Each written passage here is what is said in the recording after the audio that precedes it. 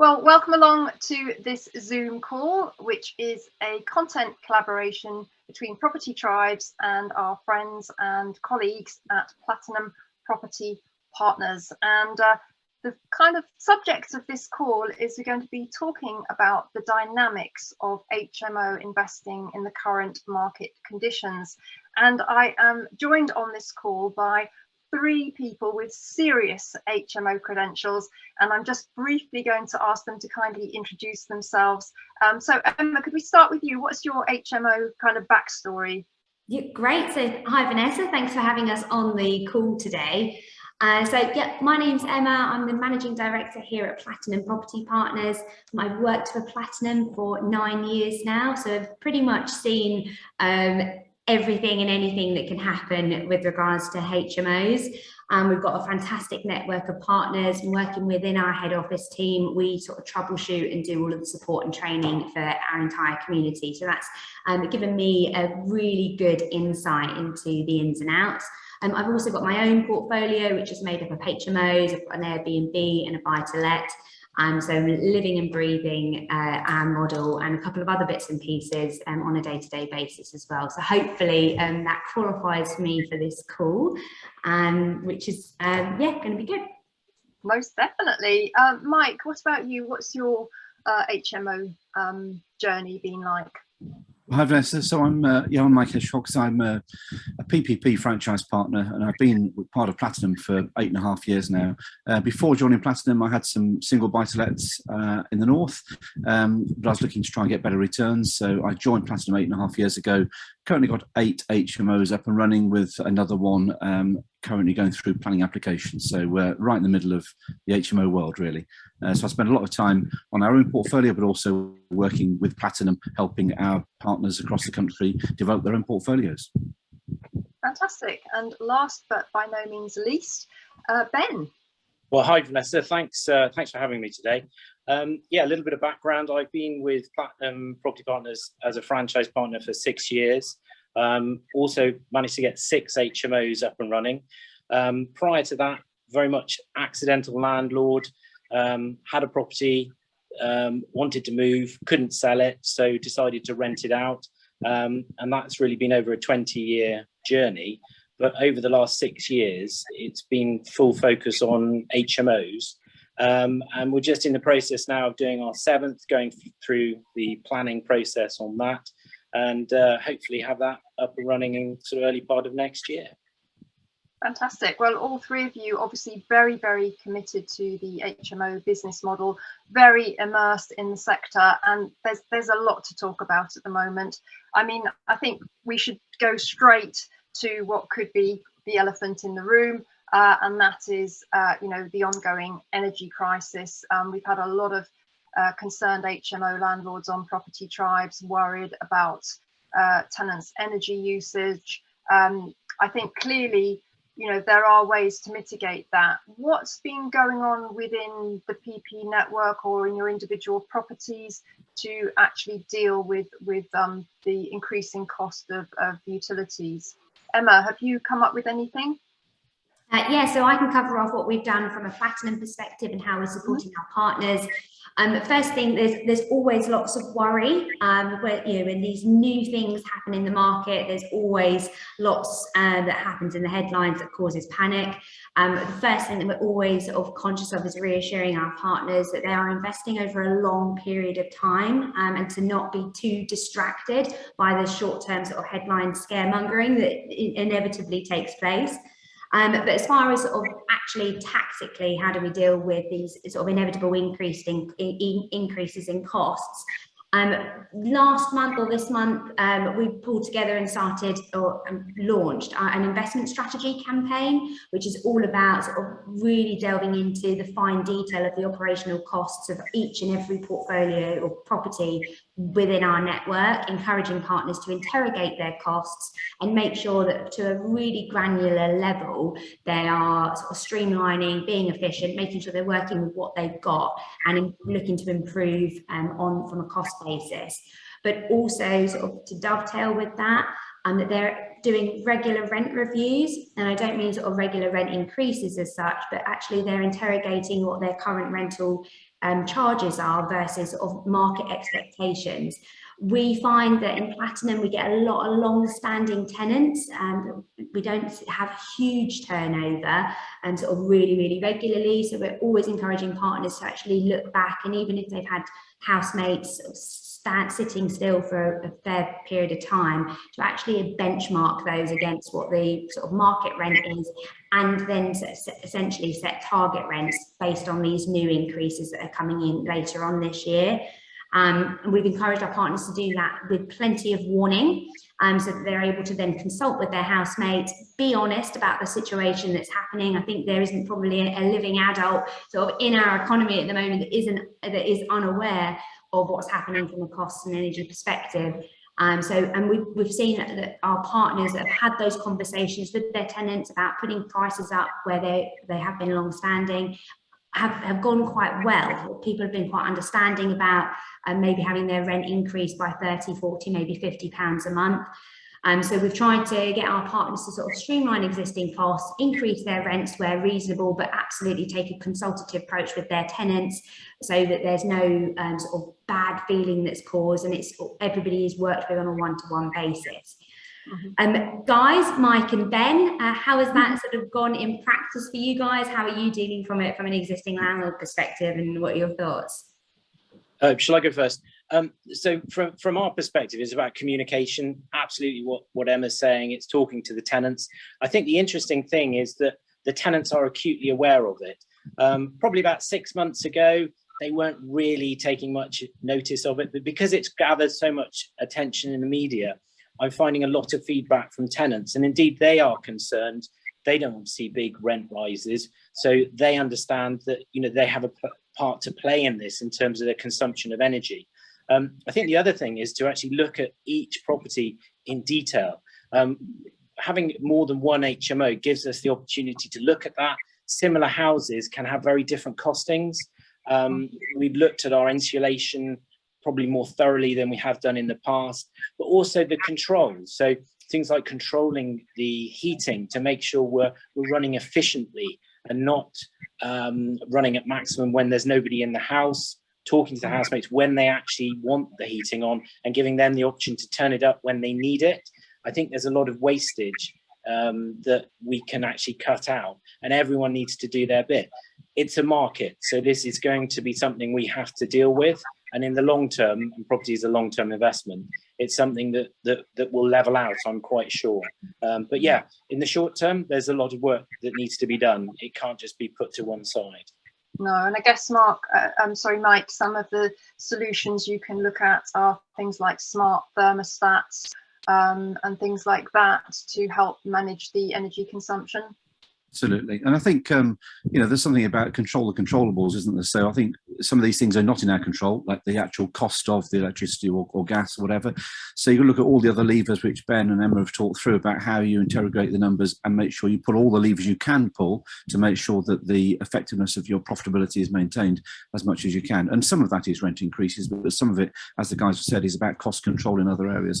In terms of energy itself, we've got some great experts in the franchise who really delve into this subject in a lot of details. They share a lot of good practice around about heat controls, the best heating systems that you can have, and control systems.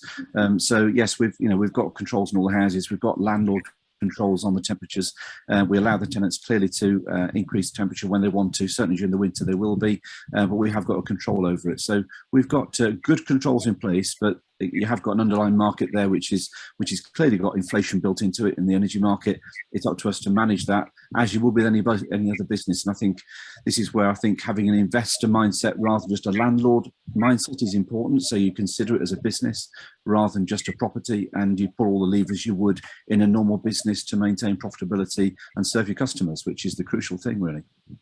Absolutely. I had a call from a journalist at the Financial Times this afternoon saying she wanted to talk to me about why landlords are putting up rents, and I was very quick to tell her that landlords don't dictate market rents. It's actually based on supply and demand and what the market will support, and just because landlord costs are going up, you can't necessarily put up the rent. But of course we are seeing huge demand for rental accommodation at the moment. So it does seem to be kind of going hand in hand. And you know, we've talked about one of the threats to HMOs, and I'm going to move on to the opportunities of HMOs in just a second. But I think the other thing that concerns people is this trend towards individual council tax banding as well. Have any of you experienced that within your portfolio areas?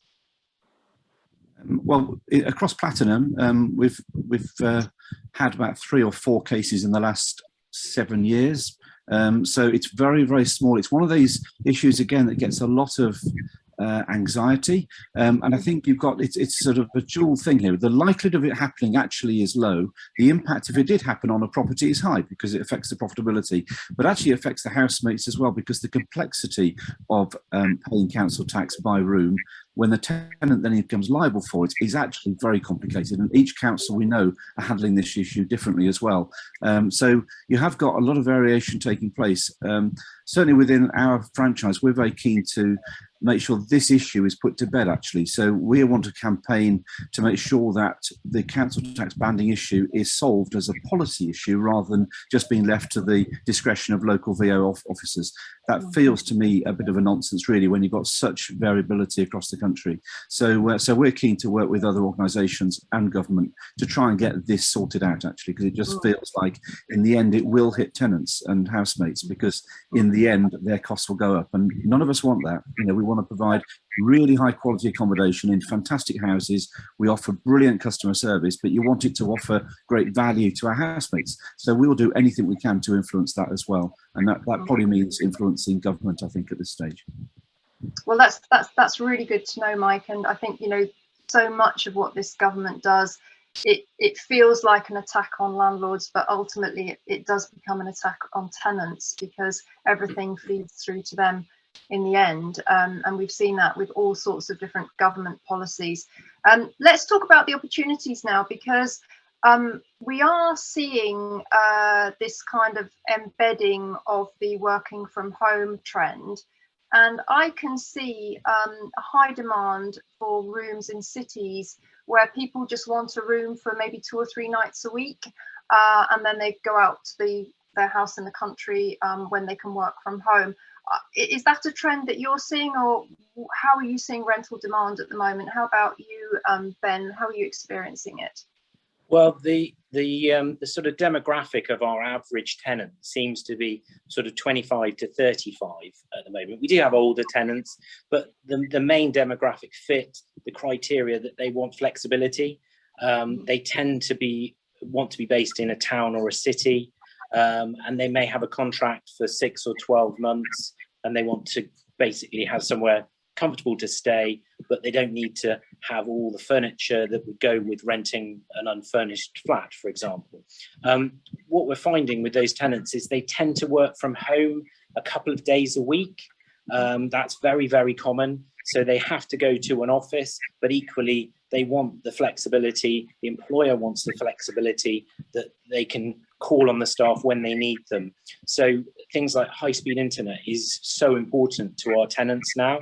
Unfortunately, we are gradually seeing that being rolled out, certainly in the major centres, where we can offer superb connections. But the main thing, I think, with the tenants is flexibility. We're also seeing quite a lot of people where you're having marital splits. So typically, somebody leaves the marital home, they're still paying or contributing towards it, and they also want to have somewhere nice to live. But again, they don't want that extra cost of having to rent a property on their own. So sharing it with other people is a neat fit for them. So those are sort of certainly our main sort of tenants that we're finding at the moment. Well, I guess also, you know, with people working from home, that also impacts the amount of energy used in the property. Could be more because people are spending more time at home, and that's why it is important to address this, as we discussed earlier. But also, I think when people are becoming aware of the cost of living crisis, which they are because the media has been drumming it into them, they start to think about pulling in their horns, reducing their costs. And if you think of housing tenure, probably you know, you'd start with a 1-bed flat as very affordable, then a studio flat even more affordable, and then a room in a shared house the most affordable option. So I can see people actually moving down from, say, a 1 or 2 bed flat or even a studio into shared accommodation because they want to reduce their housing costs. So I can see very, very high demand for HMO rooms going forwards in the right locations. Are you guys sharing that opinion and view? Absolutely. We've just published a blog recently where some of our partners have actually got waiting lists for their rooms at the moment, which is, we seem to have sort of recovered through a bit of a dip in early lockdown. We're back sort of stronger than ever. I think that I put on LinkedIn today that our occupancy for June was over 96%, which is extremely high, and it's over sort of such a high number of properties. But I think, when we were in lockdown, a lot of our partners sort of responded really quickly to the whole working from home movement. We've always encouraged our partners to provide sort of working from home facilities. So we've always had desks in rooms and things like that. But where there was such an intensity on that model for a period of time, we've seen more and more partners actually sort of kind of embrace that as more of a permanent setup. So rather than just having sort of the facility for people to work from home in their rooms, we've actually started seeing more of a sort of co-working space being built out in communal areas. Again, to sort of recognise that if people are going to be sort of living in one of our houses, we don't necessarily want them to just feel cooped up in their room all day and night. So having that opportunity to work sort of perhaps with another person in sort of a nice, bright, airy, fresh communal space that's fit for purpose is definitely something that we've seen more of our partners sort of move towards over the last sort of year or so. And from as you say, sort of what kind of accommodation are people choosing? Our sort of shared accommodation is in high demand, but I think from a cost perspective, that's absolutely one thing that will be on people's minds, sort of having reliability of every month, this is how much I need to sort of worry about paying out, as opposed to being stressed and anxious over varying energy costs. But I think there's also that loneliness and sort of companionship piece, where actually if you get a housemate, if you get a house full of other people that you really get on with, that can be a really enjoyable experience, especially as Ben says, but especially for that demographic of people that are looking for flexibility. Why be flexible and kind of be on your own if you can share and sort of make hopefully like lifelong relationships. So yeah, anything to add to that, Mike? No, our demographics are very similar to the ones Ben's described, actually. So tend to be younger people. I think, given everything that's happening at the moment, I think the thing that stands out for me that is really positive in our model is that we're offering housemates a level of consistency and sort of lack of variation in the rent, lack of taking away all the variables for them, just gives them certainty in their lives. And I think that's just so important for people. So I think I agree with you, Vanessa. I think some people living in 1-bedroom flats or studios at the moment will be hit by some big increases in their costs at the moment. And they may well choose actually to move to an HMO model because the costs are more controllable. And under control than they've got in their own house, where they're paying all the bills themselves. So they are exposed at the moment in that market. And I can see that being quite a tough market in those single households going forward for the next year or two. Well, this is what I love about investing in property. Whenever there are challenges, that there's always opportunities. And I think one of the great things about the PPP network is it's like a hive mind of knowledgeable people who are examining every angle open to them, looking at all the different ways to make it work and sharing that knowledge. And I think that's just so incredibly powerful. And I want to tap more into that knowledge now, because I want to talk about actually making the jump to HMOs. I always say on Property Tribes, I'm very risk averse. I do standard single occupancy buy-to-let and holiday lets, and I've never taken that jump to an HMO. I think it's quite a big jump. I describe metaphorically buy-to-let as being a Ford Fiesta, if we make an analogy towards the car. So low risk, low return on the enjoyment of driving it. But to me, an HMO is like a Ferrari. So high risk, high return. And if things go wrong and you crash, it could be very, very expensive. I'd be interested to know how you made the start in HMOs. Was it you, Mike, who said that you started out with standard buy-to-let? Yeah, that's right. So how did you kind of, sorry to interrupt, but I'm really curious about the mindset of how you jumped from a relatively low risk, low management scenario into HMOs. Yeah, so the management of the buy-to-lets was outsourced to an agency, so it was very low risk and low effort from my point of view, but the returns were low as well. And actually, any individual large bills in one of those houses, might be a roof repair or whatever, or bathroom refurbishment, does wipe out a huge chunk of the profit for that year for that property. So again, with any property investment, it's got to be long term. But I felt that it wasn't going to be giving the returns that we needed at the time for me to stop my corporate role, and that was the objective. So I looked around the market at what was available, and I came across Platinum through some contacts of mine, and what they gave, I guess, was a huge amount of confidence that the model works, the expertise is there, the training's there, and when things change, and certainly I've seen a lot change in 8.5 years in the marketplace, you've got to adapt the model, and that's where PPP have been fantastic in helping partners adapt their model according to the financial challenges of the day. And there's always something happening. It's not always energy crisis, but there's always something happening. So you just have to be on your toes like any business person and have that investor mindset ready. So that I came into HMOs, therefore, very simply, I joined Platinum. And I think my reflection would be that maybe I could have done some of this on my own, but I would have made a lot more mistakes. And I think the cost of mistakes these days, especially in terms of the cost of getting things wrong legally now, is actually, pretty huge. You've got to make sure you are absolutely compliant. And so I could have done some stuff on my own. I certainly wouldn't have had the pace that we had in building our portfolio, and I would have made more mistakes, definitely along the way. So I think having an organisation that you're part of, that you can believe in, trust in, help you through this, I think is really invaluable, actually. I agree. I think that's a huge kind of ingredient in helping people take that step into HMOs, to have that level of expertise, support and knowledge, and the staff that assist you on a daily basis. There's a whole team at head office, which Emma manages, which is there to assist the partners.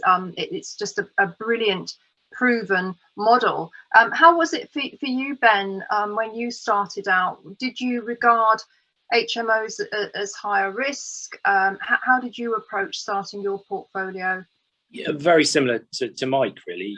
We had some single AST buy-to-lets that were managed, and they just sort of sat there, and every year there'd be a big bill that came in, new boiler, roof repair, windows. It was ongoing, and that would just wipe out the profitability. So then it was basically looking at from a sort of long-term investment, but that's not really very interesting. And I think from our perspective, I've always been involved in the service industry, and I think having an interest in property and being in a service industry was really what drew me to actually get involved in HMOs. I had a lot of concern about HMOs before I joined Platinum, because knowledge is everything. In any business, you need to know what you're talking about, and property tends to have several noughts on the end. So the more knowledge you have, the better. I think the other thing is that the buy-to-let market has become a lot more sophisticated over the last 20 years. We've seen constant change in legislation, change in tenants' profile in terms of also what they're looking for. And I think it's just grown up. And I think the HMO model is a really important part of the mix of rental that we should have in the country. But it needs to be done properly. It needs to be done well, and it needs to be done as a business. I don't believe HMOs are for somebody who's looking for a passive income. They need to be managed. And I see our tenants as clients. They're my customers. So they need to be happy. If there's a problem with the property, it needs to be dealt with as swiftly as we can, so that we have a good reputation. And as Emma alluded to earlier, we are now starting to see waiting lists for our rooms. And that's because word of mouth, the other tenants saying, oh, it's great living here, the landlord really looks after me. And I think, you know, that's come through having a support network. You know, it's a lonely business out there. When you're standing outside of a property on a rainy day waiting for a plumber to arrive, and he phones you to say he's not coming that day.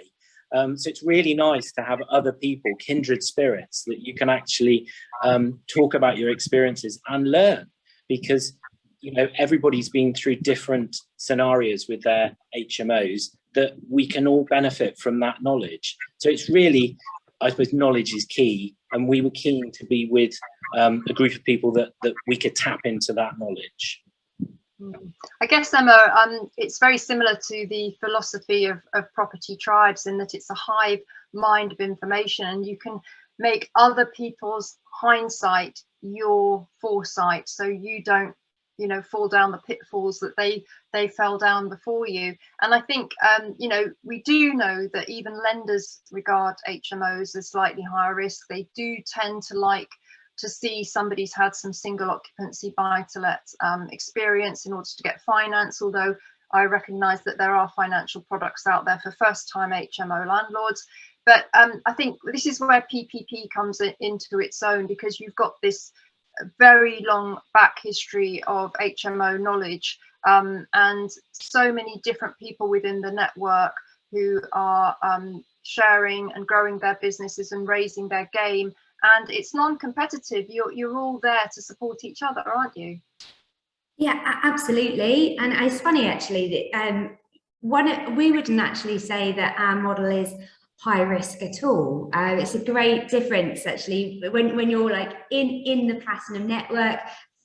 One of our sort of core values is de-risking investment for our partners.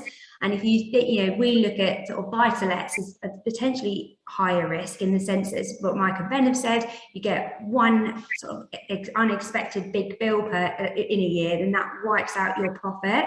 With the HMO model, you know, we've been trading 15 years this year. We've seen all sorts of different economic ups and downs. And the HMO model is robust and resilient. And even when the whole country goes into lockdown, the property market is shut down, our partners were still able to weather that storm and still actually make healthy profits to keep their businesses safe. So although HMOs are perceived as more, they are absolutely more complicated. There's a lot more that goes into getting one up and running, and the operations is more intense. Actually, from a risk perspective, we would say that they are less of a risky sort of investment model, and you know, assuming that you get the right support and you underpin your activity with, as Ben says, the right knowledge. And well, that's one of the great things, as we always say about Platinum. We've been going for 15 years. Some of our refurb mentors have been with us from day one. They've refurbed goodness knows how many properties, and always learning, testing, measuring, reflecting, try again. And that hive mentality, as you say, you've got on Property Tribes, is absolutely fantastic for existing and new investors looking to learn and sort of contribute back into that forum. Well, of course, if a standard single occupancy buy-to-let is void, you've got zero income. Absolutely. In an HMO, you might have 5 or 6 rooms and one might be void, so you still have got income. So definitely from that point of view, that perspective, I can see that the risk is less. I think I'm kind of looking at it through my own lens, that I'm quite risk averse, and I'm really interested to hear from people that have made that jump, and to learn about their mindset and how they have identified the risk and mitigated it. And that's all part of what goes on in the Platinum network. I mean, let's just kind of wind this up now. If all three of you, if you could have a think about this one, if there's somebody watching this that has single occupancy buy-to-let, or is maybe starting out and wants to jump straight into HMOs, what would be kind of your number one tip for them in order to be a successful HMO landlord? Do you want to go first, Mike? Well, you're right in terms of it's a mentality thing, actually, Vanessa. So people who look to join Platinum, for example, I've spoken to loads over the years who take the plunge, but I do know that the moment of decision is a huge decision for people. partly because they're joining a franchise, and there's clearly some funds to invest in joining a franchise. But actually, the decision to actually go into this market is actually a big decision as well. For the reasons Emma's talked about, you do need to have knowledge or be able to stand on the shoulders of giants, people around you who have knowledge. Otherwise, you'll make too many mistakes because there's too many things that can trip you up. So you've got to have a method of minimizing risk, actually, and that's what Platinum offered me. So that's why I joined. It was my strategy of minimizing risk. I think I'm risk averse as well, but I had to make sure I ticked all the boxes to make sure that I wasn't exposing myself to risk that I didn't know anything about. So I think that's I'd probably say you need to have that support network in place, whatever that looks like. I mean, for me, it was Platinum, but it's something similar. It's got to be, top of the list for me, I think. Excellent. How about you, Ben? I mean, I agree with Mike. I think it's about knowledge. It's about having the support. I'm very risk averse. I don't like taking risks. I don't like spending money either. I break into a sweat when I do the weekly shop. So anything to do with property it's always concerning. The thing I would add though is that if you have a single AST buy-to-let, when was the last time you went to that property? Is it weeks, months, or years? If it's managed by someone, it can be a long time, and you will remember that property from the day you saw it. Can guarantee it won't look like that today. One of the nice things with HMOs is that we're going into them all the time, because part of the management of them is you need to go in the property. So we're looking at it, looking where we can improve the property and protecting our asset, really. And that's something that I wasn't really aware of until I got involved with the HMOs. It's very much hands-on, and I love being involved in property. But one of the problems, if you're having someone else manage it, you're not really involved in property. You're at arm's length. So I think it's a fantastic business if you've got the knowledge and you really want to get involved. But as Emma alluded to, I am very risk averse. So getting the knowledge is absolutely key to making the right decisions, and then having the ongoing support. If the worst happens and something out of your control goes wrong, you need to know who to turn to, and quickly, to get the resolution right. But the tenants respond really positive to having a professional landlord and being looked after, because they know that the properties are functioning as they should be, and they tend to look after the properties much better, I think, than if they were of a lower standard. So having the quality there is really important. So one example, Vanessa, that brings it to life, I guess, is that you don't buy that many properties unless you're buying hundreds as a landlord, but we're not in that sort of scale. So we've bought 9 properties in the last 8.5 years. But actually, we've never bought one of those properties, just myself and my wife, on our own. We've always had another franchise partner take a look at it with us. And that's what I mean by making sure you minimise risk, because if we made a mistake with 1 or 2 of those 9, that would have a huge impact on our business. Can't afford to make those mistakes. So we protect ourselves by making sure we have that level of support. And it's a really good example of how you just tap into the resource around you and take away some of the risk that you could incur. No, that's really interesting, Mike. And I think what I'm taking away from this is something that you alluded to earlier, and that was a property investor mindset. I think single occupancy buy-to-let is kind of the landlord mindset. You're not particularly hands-on. You probably have fully managed service, or you might be self-managing.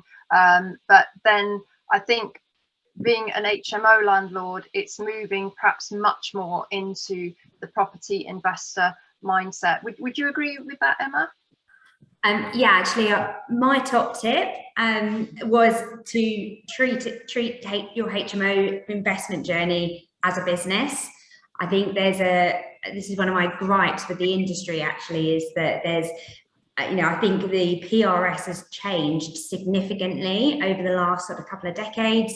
We've seen a much sort of more complicated blend of investors, property owners, landlords, tenants, housemates, all of that.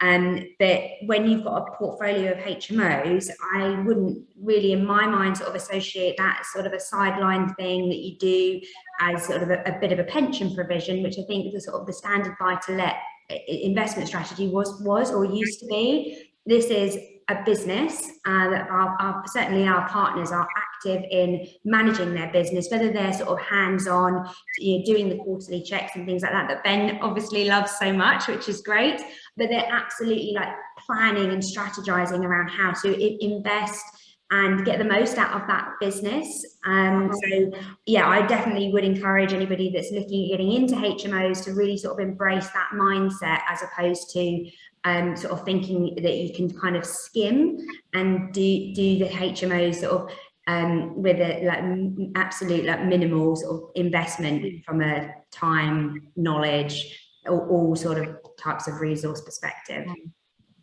Well, I think a good way to discover if HMOs are for you or not is to go along to a PPP discovery day, where people can meet the other partners, learn about the opportunity. And if it's not for you, that's good that you've realised it's not for you. But if it is for you, you've got a potential way to get in, mitigating your risk. And I think we can all agree that the risks are amplified post-COVID, post-Brexit. We've got, Russian-Ukraine war, we've got maybe a recession coming. So now is the time to be belts and braces, to have all the support, to have the knowledge, to have the education. Thank you all so much for joining me. I've taken away quite a few little golden nuggets from your combined HMO experience. One final word from each of you. Are you feeling confident about the future of HMOs? Are you going to keep Absolutely. Yeah, absolutely. Couldn't be more confident, actually. Yeah, I think, as you said right at the beginning, Vanessa, there's a supply and demand dynamic in any marketplace, and this fills a gap, a fantastic opportunity, I think, young people to live in lovely houses with really nice, safe environment, fantastic landlords looking after them. That's a very different market to the one 20, 30 years ago, which was all about bedsits. This is a really high quality accommodation sort of a solution for young people. So I'm very confident in the model going forward, absolutely. And I share that.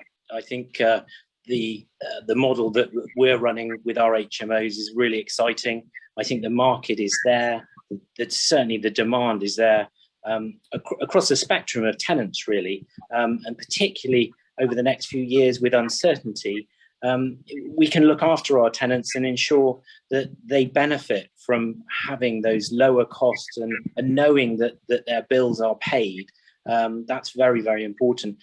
And it's property. And if you like houses or property in general, it's a really exciting business. And HMOs, I think, are probably the top of the agenda for people who really want to get involved in rentals and get involved with the property market. It's a great business. And yeah, I'm looking forward to the future. I think it'll be very exciting. Well, I can sense your enthusiasm, all of you, really, really committed to it. And I think if you are committed to something 100%, you will find a way to make it work. So thank you all very much for joining me on this Zoom call. I feel that we could carry on talking for ages, but I'm mindful of the time. I would invite anybody who's watched this, who has taken something away from it, to comment below the video. If you've got any questions about HMOs, or anything that we've said in the video that you need clarification on, please do ask. And I'm sure the guys from PPP will be happy to come along and answer your inquiries. But for now, guys, thank you very much for being my guests on this deep dive onto HMOs. Very interesting and exciting times ahead. And I wish you all well with your HMO businesses. Thanks, Vanessa. Thank you. Thanks, Vanessa.